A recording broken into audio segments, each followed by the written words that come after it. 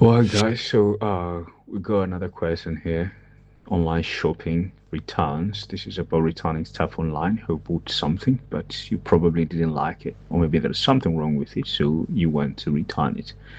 This is IELTS Speaking, Part 1 question. I'm going to read the questions and try to give some answers to the best of my ability. So, the first question here is: have you ever returned something you bought online?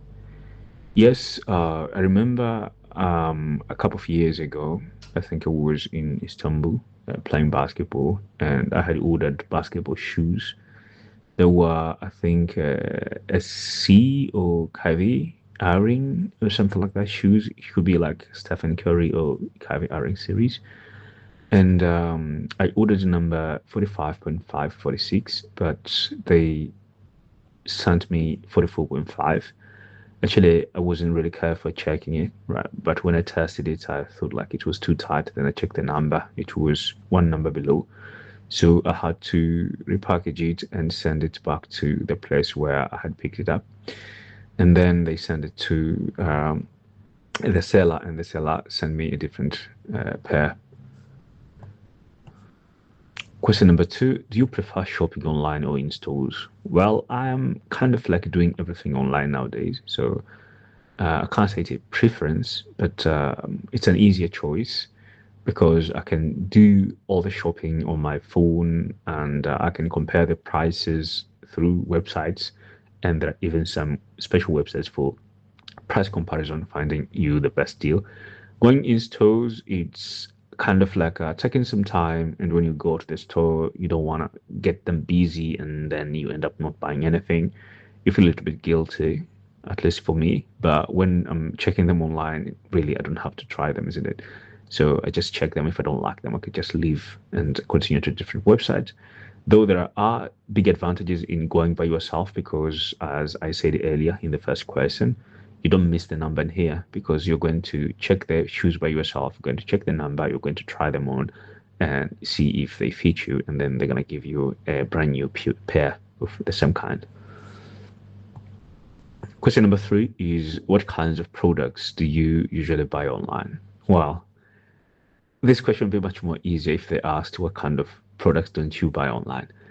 It's almost everything, nowadays with online shopping and online services. You can even order food. You can set a rendezvous to a good restaurant. You can make an order, a reservation, for a hotel. You can actually buy your clothes, your shoes, and almost everything that you can imagine online. So life nowadays, when it comes to business, it's usually best online. So from shoes to clothes to books, everything is much more easy now online, and online gives you a bigger options because you can navigate through countries as well, picking the best product of the product of your preference. Do you read reviews before buying something? Well, before buying something, I usually read reviews, especially when it's a book that I don't know anything about it. So I go to reviews and see what people who have read it say about it. But usually you can't really trust all reviews because sometimes, especially when there are few reviews, could be just friends writing something for them. But if there are a lot of reviews, it's usually a little bit more trustworthy. So if you're getting a product with point, let's say 4.5 out of 5, and it has maybe 1,000 people have reviewed it, this is a little bit more genuine number. But if you have three reviews that says it's 5 out of 5, then it's a little bit suspicious. But you never know, you might be one of the first people to buy this product, so you might take the risk if you feel you are comfortable with it. And the last question is: have you ever had a bad online shopping experience? Yes, I have had a couple of them, especially in the early days where people thought they were being smart by sending wrong product or low quality product. Actually, they are just killing their businesses. And once you report them, they actually are going to be taken out of the website, and sometimes the website would refund you on their behalf and probably open a case for them. So they are usually fighting this for you. You as a consumer has a much more relaxed position here compared to the company that had to deal with scams, for example, online. But I think as people get more knowledge about the importance of shopping online, and more reviews come from a certain shop, and more people want to maintain their brand quality because they know brand means earning more in the future. I think it's much more easier to get good products, and having bad experience has become less and less common compared to the older days, at least in accordance to my experience. As I always say, so that's the end of my answers. I'm going to say something small before we finish this part. As I always say, these questions are not IQ questions. They're not trying to measure how smart you are. They're trying to measure your English level. So my answer might sound a little bit less according to what you had been expecting, or a little bit more. It doesn't matter what they are, but the examiner is going to be focusing on your ability to communicate in this language comfortably. They're not there to see how experienced you are with the shopping. A lot of these questions might be familiar or might be easier for people who are living the modern lifestyle. For some people, it might be a little bit difficult.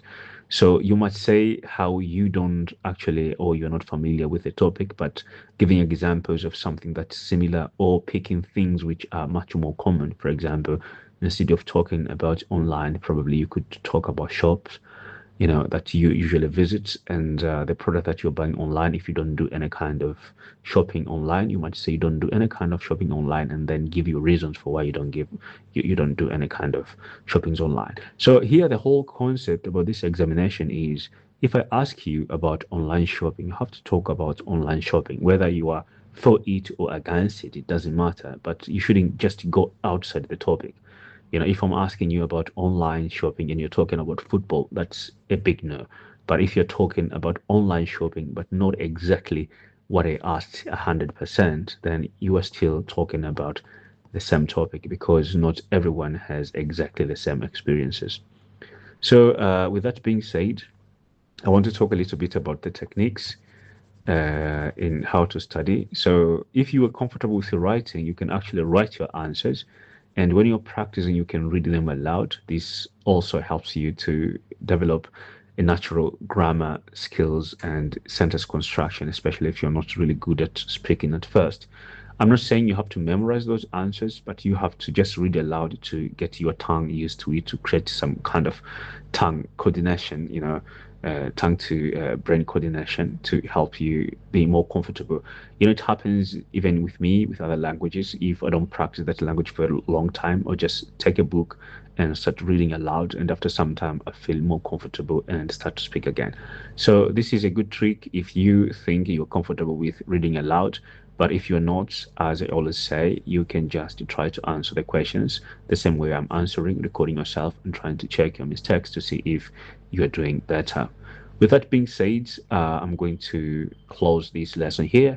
If you have any questions, please don't forget to click that link, reach me through WhatsApp, and ask me your questions. If you want extra studying material, I'll provide them for you. And if you want private or group lessons, I'll be there for you as well. Take care of yourself, and I'm looking forward to seeing you in our next videos.